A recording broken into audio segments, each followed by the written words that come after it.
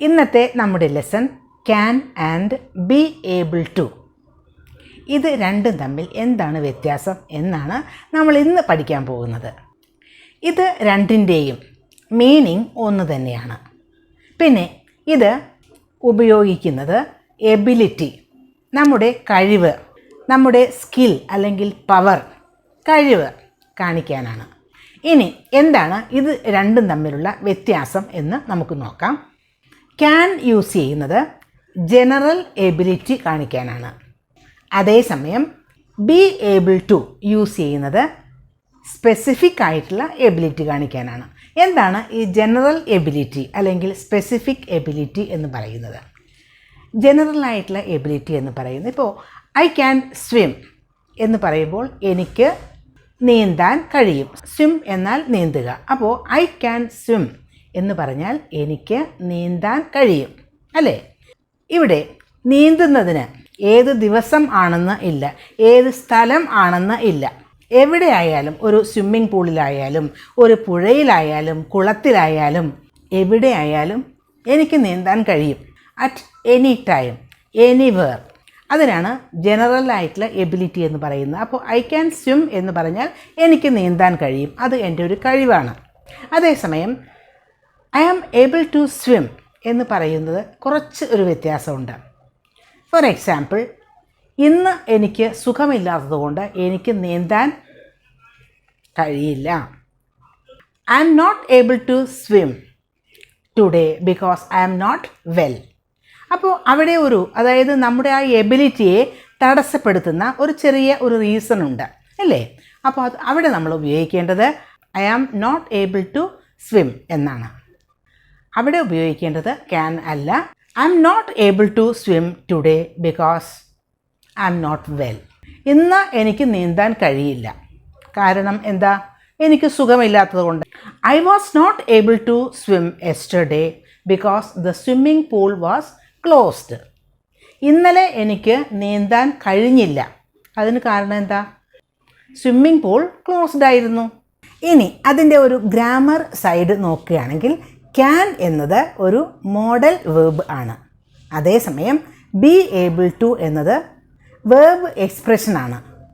Can model verb ആയതുകൊണ്ട് തന്നെ അതിൻ്റെ ഉപയോഗങ്ങൾ വളരെ ലിമിറ്റഡ് ആണ്.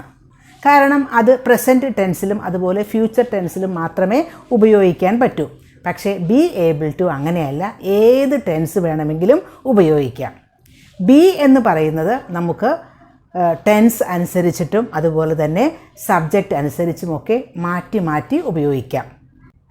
ആം ഉപയോഗിക്കാം, ഈസ് ഉപയോഗിക്കാം, ആർ ഉപയോഗിക്കാം, വാസ് ഉപയോഗിക്കാം, വേർ ഉപയോഗിക്കാം. അങ്ങനെ എല്ലാ ടെൻസ് അനുസരിച്ച് അത് മാറ്റി മാറ്റി നമുക്ക് ഈസ് ഏബിൾ ടു എന്നോ ആർ ഏബിൾ ടു എന്നും ഒക്കെ മാറ്റി മാറ്റി ഉപയോഗിക്കാം. പക്ഷേ ക്യാൻ അങ്ങനെ പറ്റില്ല. ക്യാൻ ഉപയോഗിക്കുമ്പോൾ എനിക്ക് ഓടാൻ കഴിയും എന്ന് നമുക്ക് പറയണമെങ്കിൽ ഐ ക്യാൻ റൺ. ഏത് സബ്ജക്റ്റ് ആണെങ്കിലും ക്യാൻ എന്ന ഒരു വേർഡിന് ഒരു വ്യത്യാസവും വരില്ല. She can run, you can run, we can run, അങ്ങനെ മാറ്റി മാറ്റി നമുക്ക് ഉപയോഗിക്കാം. എനിക്ക് ഐ ക്യാൻ റൺ എന്നാൽ എനിക്ക് ഓടാൻ കഴിയും. ഇനി നമുക്ക് അവൾക്ക് ഓടാൻ കഴിയും എന്നാക്കണമെങ്കിൽ ഷീ ക്യാൻ റൺ എന്നാക്കിയാൽ മതി. ക്യാൻ കഴിഞ്ഞിട്ട് ഉപയോഗിക്കുന്നത് വേർബിൻ്റെ V1 ഫോമാണ്. I can run, I can sing, I can go. Go, run എന്നൊക്കെ പറയുന്ന വേർബിൻ്റെ ബേസ് ഫോം തന്നെയാണ് ക്യാൻ കഴിഞ്ഞിട്ട് ഉപയോഗിക്കേണ്ടത്. അല്ലാതെ ഒരു ING ഫോമോ ED ചേർത്തിട്ടുള്ള ഫോമോ ഒന്നും ഉപയോഗിക്കാൻ പാടില്ല. നമുക്ക് പ്രസൻറ്റ് ടെൻസിലും അതുപോലെ ഫ്യൂച്ചർ ടെൻസിലുമാണ് ക്യാൻ ഉപയോഗിക്കാൻ പറ്റുന്നത്.